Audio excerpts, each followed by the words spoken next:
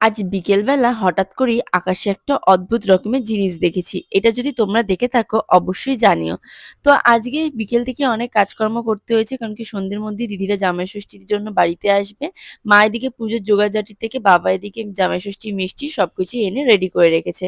আজকে দেখলাম পাঁচিলে একটা সুন্দর নয়নতারা গাছ হয়েছে, আর সেখানে দেখো ছোট্ট একটা ফুলও হয়েছে।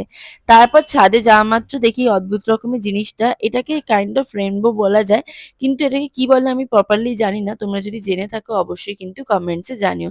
দেখতে কিন্তু মারাত্মক সুন্দর লাগছিল। সন্ধ্যের পর দেখি দিদিরা বাড়ি চলে এসছে, আর তারপর আমাদের বাড়িতে জামাই ষষ্ঠী হই হুল্লোড় মেজাজ তৈরি হয়ে গেছে। ঠিক আজকের দিনে ১ মাস আগে তোমাদের বলেছিলাম যে দিদিরা আবারও ১ মাস পর আমাদের বাড়িতে আসবে। তোমরা তখন আমরা ভ্লগে দেখতে পাবে।